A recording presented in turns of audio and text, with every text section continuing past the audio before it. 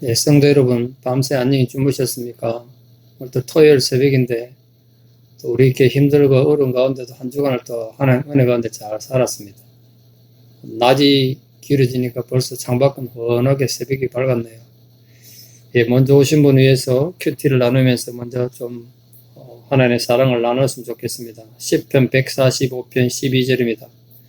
모든 사람의 눈이 주를 앙망하오니 주는 때를 따라 그들에게 먹을 것을 주시며. 코카콜라 회장이었던 더글라스 테프턴은 시간의 중요성에 대해서 다음과 같이 말했습니다. 1년의 가치를 알고 싶으면 입학시험에 떨어진 학생들에게 물어보십시오. 1년이라는 시간이 얼마나 짧은 시간인지 알게 될 것입니다. 한 달의 가치를 알고 싶으면 조사하는 산모에게 물어보십시오. 한 달이 얼마나 슬플 수 있는 시간인지 알게 될 것입니다. 한 주간의 가치를 알고 싶으면 주간지 편집장에게 물어보십시오. 한 주간이 얼마나 많은 업무를 할 수 있는지 알게 될 것입니다. 한 시간의 가치를 알고 싶으면 막 사랑에 빠진 연인에게 물어보십시오. 한 시간이 얼마나 기다려지는지 알게 될 것입니다. 1분의 가치를 알고 싶으면 기차를 놓친 사람에게 물어보십시오. 1분이 얼마나 소중한 시간인지 알게 될 것입니다. 1초의 시간의 가치를 알고 싶으면 방금 교통사고를 피한 사람에게 물어보십시오. 1초가 생사를 가를 수 있는 시간이란 것을 알게 됩니다. 이 시간의 가치는 사용하는 사람에 따라 달라집니다. 마찬가지로 나의 가치를, 우리의 가치를 바로 알기 위해서는 하나님 말씀을 봐야 합니다. 온 세상 만물보다 우리를 귀하게 창조하셨다는 하나님 말씀을 믿고 코로나 사태의 이 어려운 상황에서도 당당하게 세상을 살아가는 성도들 되시기를 축원합니다. 예, 오늘 아침 함께 부를 찬송 569장 선한 목자 되신 우리 569장 예전 찬송 442장입니다. 함께 찬양 드리겠습니다. 선한 목자 되신 우리 주 항상 인도하시고 푸른 풀밭 좋은 곳에서 우리 먹여주소서. 선한 목자 구세주여 항상 인도하소서. 선한 목자 구세주여 항상 인도하소서. 양의 문이 되신 예수여 우리 영접하시고 길을 잃은 양의 무리를 항상 인도하소서. 선한 목자 구세주여 기도 들어주소서. 선한 목자 구세주여 기도 들어주소서. 험이 많고 약한 우리를 용납하여 주시고 주의 넓고 크신 은혜로 자유 얻게 하셨네. 선한 목자 구세주여 지금 나아갑니다. 선한 목자 구세주여 지금 나아갑니다. 일찍 주의 뜻을 따라서 살아가게 하시고 주의 크신 사랑 베푸사 따라가게 하소서. 선한 목자 구세주여 항상 인도하소서. 선한 목자 구세주여 항상 인도하소서. 아멘. 신앙 고백 드리겠습니다. 전능하사 천지를 만드신 하나님 아버지를 내가 믿사오며 그 외아들 우리 주 예수 그리스도를 믿사오니 이는 성령으로 잉태하사 동정녀 마리아에게 나시고 본디오 빌라도에게 고난을 받으사 십자가에 못 박혀 죽으시고 장사한 지 사흘 만에 죽은 자 가운데서 다시 살아나시며 하늘에 오르사 전능하신 하나님 우편에 앉아 계시다가 저리로서 산자와 죽은 자를 심판하러 오시리라. 성령을 믿사오며 거룩한 공예와 성도가 서로 교통하는 것과 죄를 사하여 주시는 것과 몸이 다시 사는 것과 영원히 사는 것을 믿사옵나이다. 아멘. 오늘 하나님께서 우리에게 주시는 말씀은 시편 23편 1절에서 3절입니다. 그 유명한 시편 23편을 다시 한번 보시겠습니다. 다 외우시겠습니다만 시편 23편 1절에서 3절 엉덩이 올리겠습니다. 여호와는 나의 목자시니 내게 부족함이 없으리로다. 그가 나를 푸른 풀밭에 누이시며 쉴만한 물가로 인도하시는도다.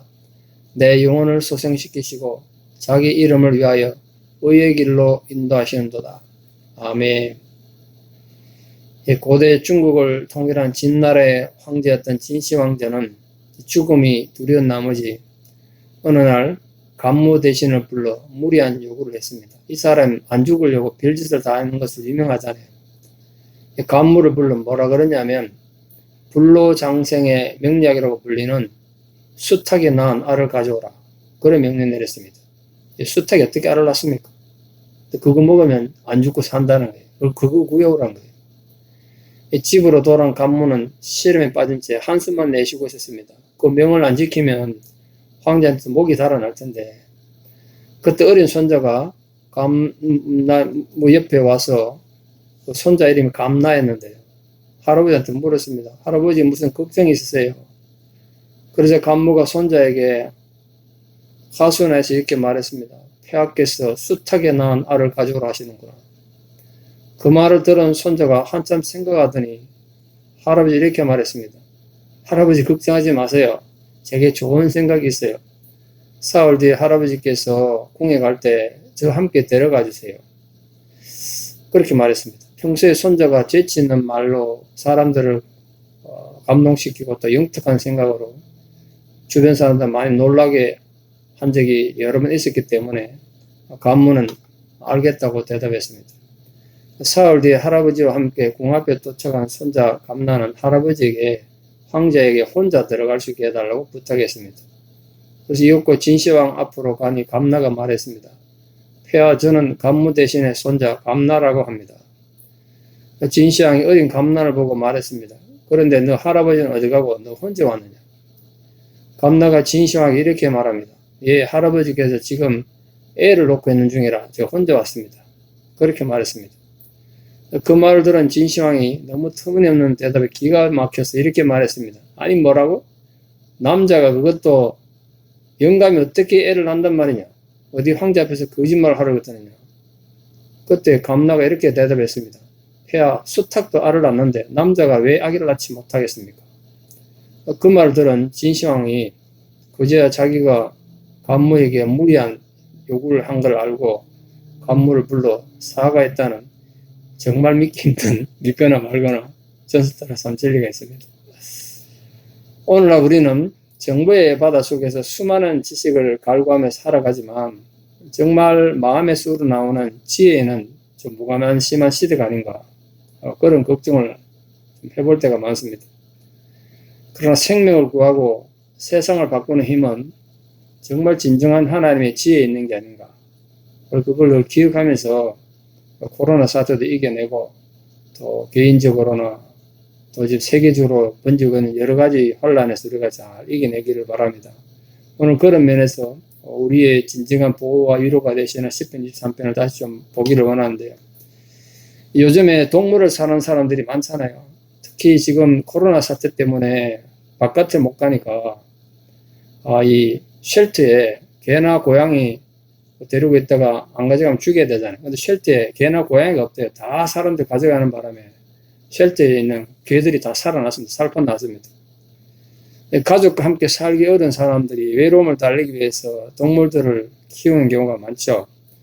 근데 동물들과 살다 보면 그 재롱에 빠져서 웃음도 되찾게 되고 사람 보람도 찾는 그런 경우가 많죠. 요즘 같은 이런 시기에 그래서 개를 많이 키우나 봐요. 사실은 뭐 가족과 함께 사는 것이 더 좋고 사람들과 부대끼면 좋은 얘기 하는데 그게 이제 때로는 힘들 수도 있고 불가능하면 동물들과 함께 사는 것도 뭐 나쁜 일은 아니겠죠. 반려견이 그래서 뭐 필요한 거 아니겠습니까? 근데 그 동물들을 잘 훈련시켜서 다른 사람들에게 피해를 주지 않는다면 또 동물의 주인에게 삶의 즐거움을 주는 일이라면 뭐 괜찮은 일이 아니겠습니까? 그럼 동물을 키우는 주인의 인격이나 그 동물을 대하는 자세와 연관이 있죠. 주인이 동물을 사랑하지만 옳고 그름 이 분별을 훈련을 잘못시키면 남에게 피해를 주죠. 그러나 그 잘 훈련시키면 남들에게도 웃음을 주고 기쁨을 주지 않겠습니까? 하나님이 우리를 사랑하시는 것과 옳고 그름을 분별시키는 것 역시 하나님 우리를 사랑하고 돌보시는 일이란 거예요. 그러니까 하나님이 이렇게 저렇게 명령할 때 불평할 일이 아니라는 겁니다. 그러면서 오늘 시편 23편은 중요한 의미를 가지는데요.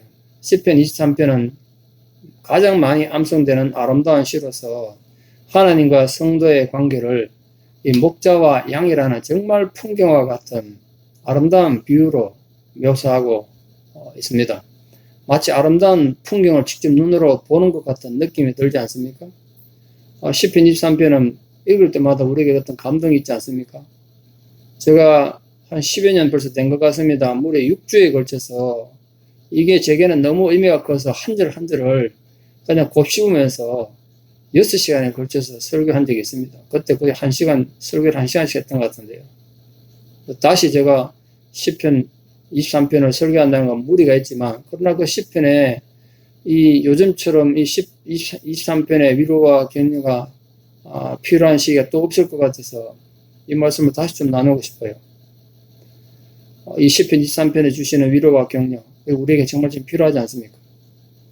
우리가 익히 잘 아는 말씀이지만 다시 묵상하면서 목자 되시는 하나님 인도와 보호와 축복에 대해서 또 함께 하나님 앞에 은혜 받는 그런 시간이 되기를 바라고, 또 그런 기쁜 확신을 가지고 다윗처럼 기쁜 마음으로 현재의 고난을 이기고 여호와 앞에 영원히 살겠다는 새로운 용기와 결단이 우리 성도님 모두에게 있기를 소망합니다.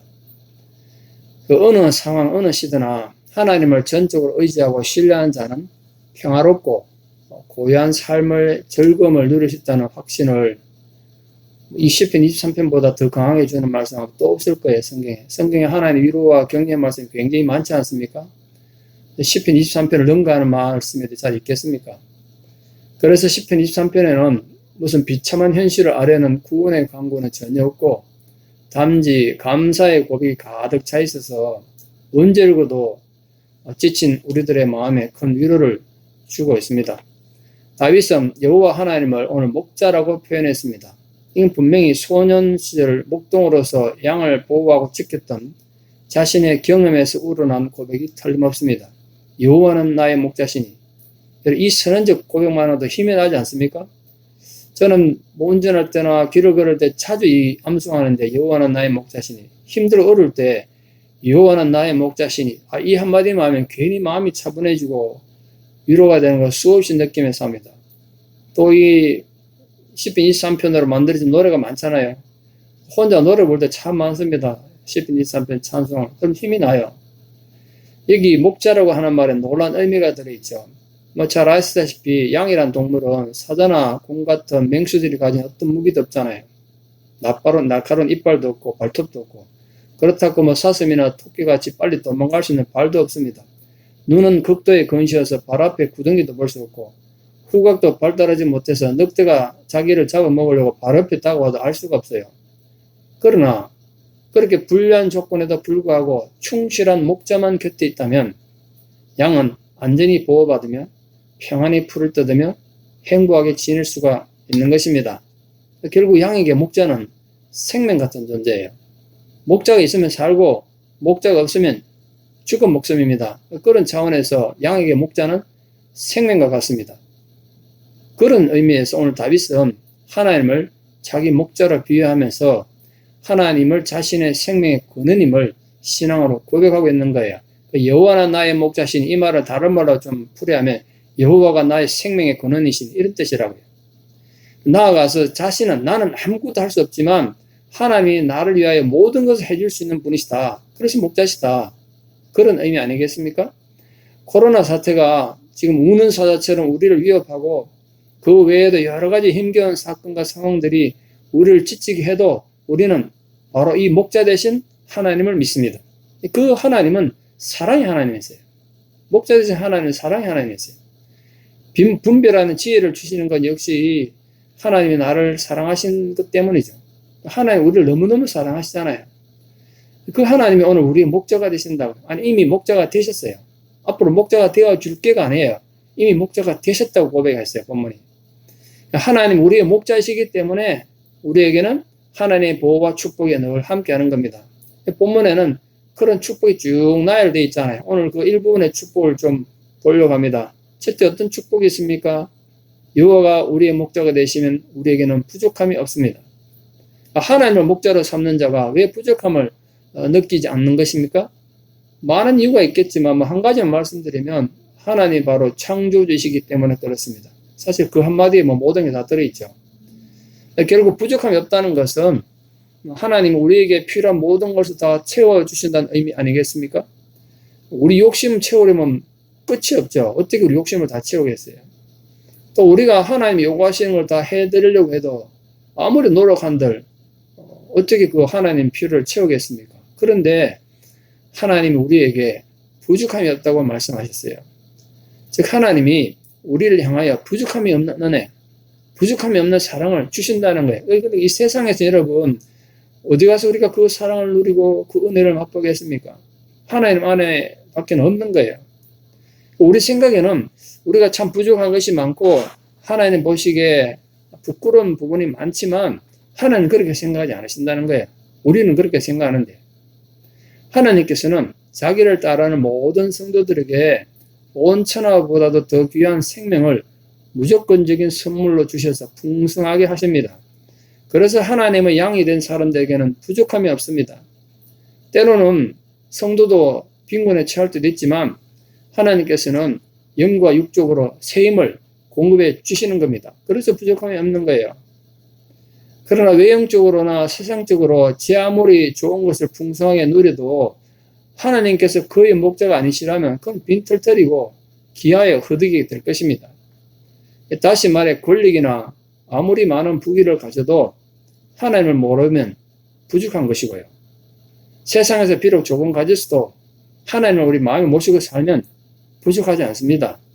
그러니 코로나 사태 때문에 많이 힘들고 어려우시잖아요. 그런 분들이 많으신데 부디 이런 위기 상황에 하나님이 여러분 목자가 되시기를 바라요. 그래서 여러분 지금 경제적으로 어렵고 건강도 어렵고 많이 힘들지만 내게 부족함이 없다고 외칠 수 있는 하나님 성도 되기를 바랍니다. 그래서 여러분 가정, 우리 특별히 성도님들의 가정은 전혀 부족하지 않다는 거예요. 그걸 먼저 믿으셔야 돼요. 그러면 하나님께서 우리에게 필요한 것을 채우시리라 믿습니다. 그 은혜가 정말 여러분과 함께하기 바랍니다. 여호와는 나의 목자시니 내게 부족함이 없도다. 그 고백이 있기를 축원합니다. 둘째로 하나님 우리 목자가 되시면 푸른 초장에 누이시며 쉴만한 물가로 인도한다고 하셨습니다. 푸른 초장이란 건 말 그대로 연하고 부드러운 풀이 많은 목장을 가르쳐요.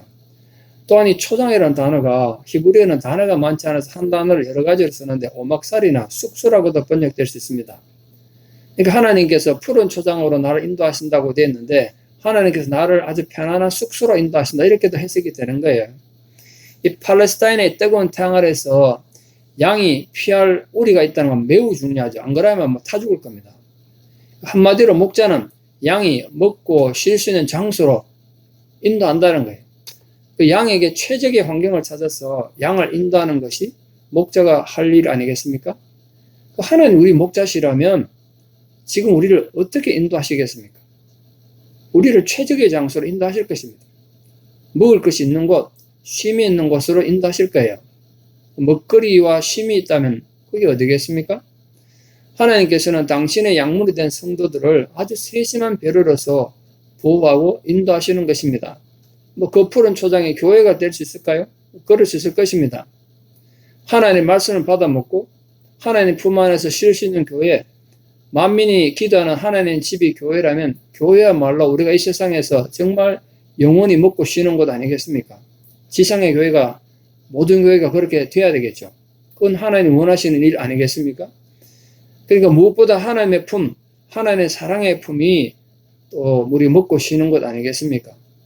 그래서 여러분들이 성도인들 교회 오시면 다른 어떤 것보다도 이 쉼이 있기를 바라요. 주님 품 안에 안기는 것처럼 푸른 초장 쉴만한 물가로 인도받는 그 위로와 격려를 교회에서 받기를 바라요. 빨리 교회로 오셔야 될 텐데 말이죠.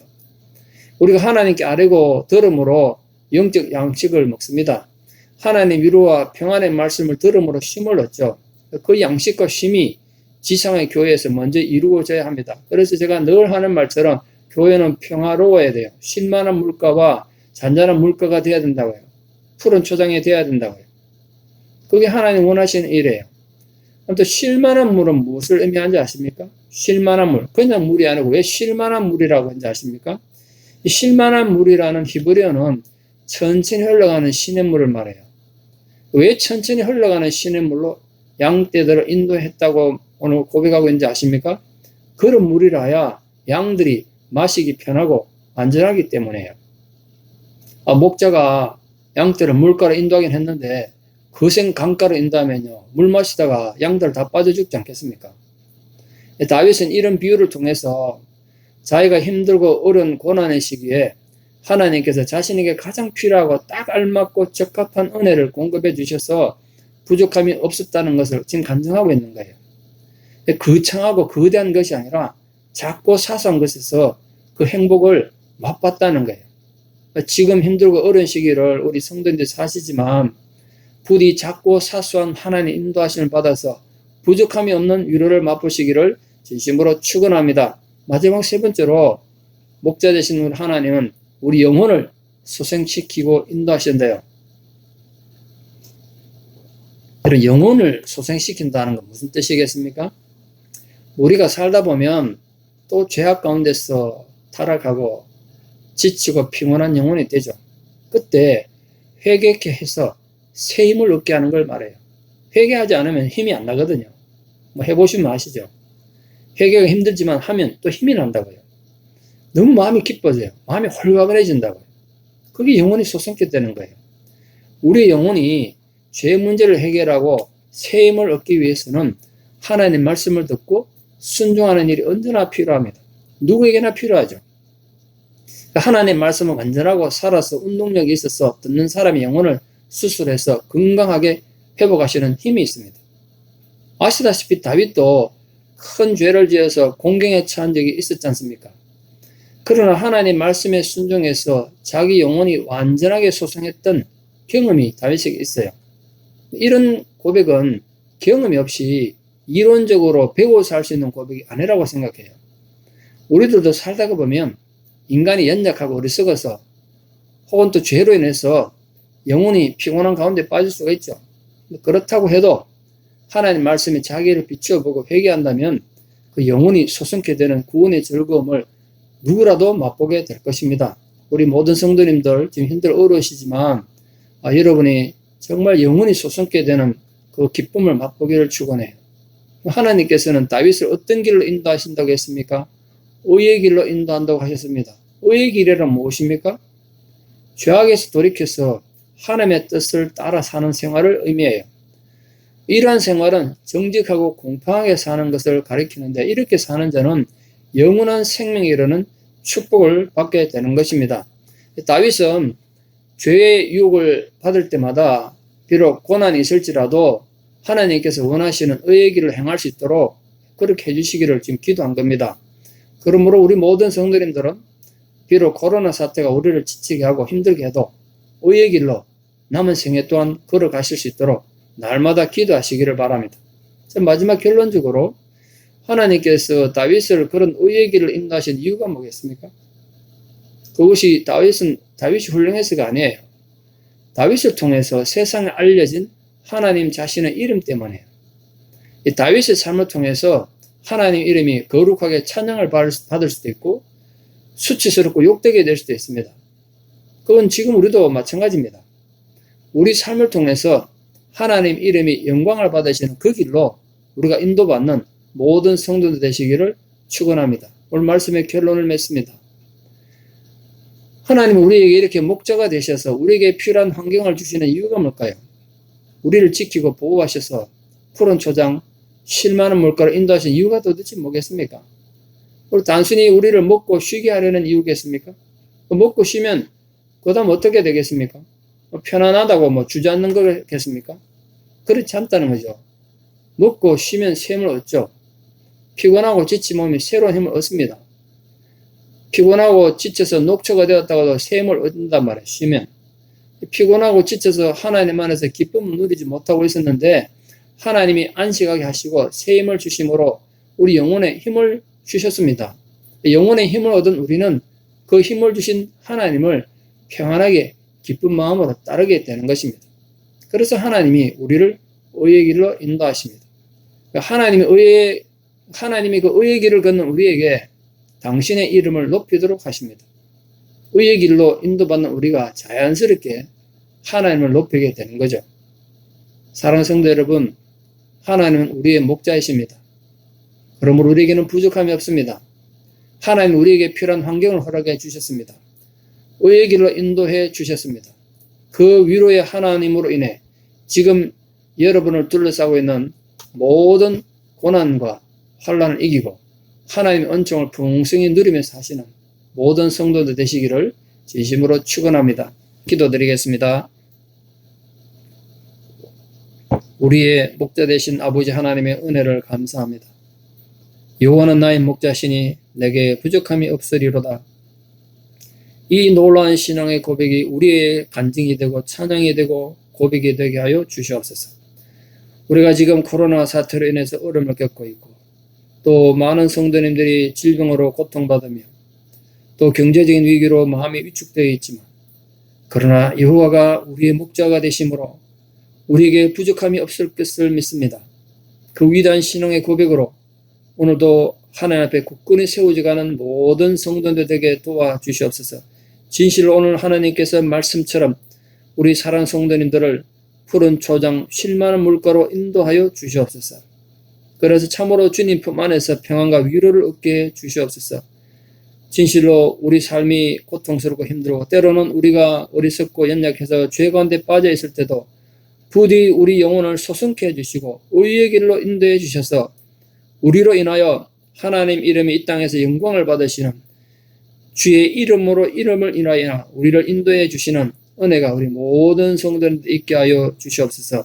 이제는 우리 주 예수 그리스도의 은혜와 우리 목자 되신 하나님 아버지의 무궁하신 사랑과 성령님의 위로 교통 역사하심이 여호와는 나의 목자시니 내가 부족함이 없다라고 오늘 외치며 고백하는 모든 성도님들의 신앙의 고백 외에 특별히 지금 여러 가지 환난과 고난 가운데 위축되어 있는 그 심령들 위에 내 잔이 넘친다고 외칠 수 있도록 푸른 초장 쉴 만한 물가로 인도받게 되는 그 귀한 성도님들의 신앙의 고백 위에 이제부터 영원토록 함께 하시옵기를 간절히 축원하옵나이다.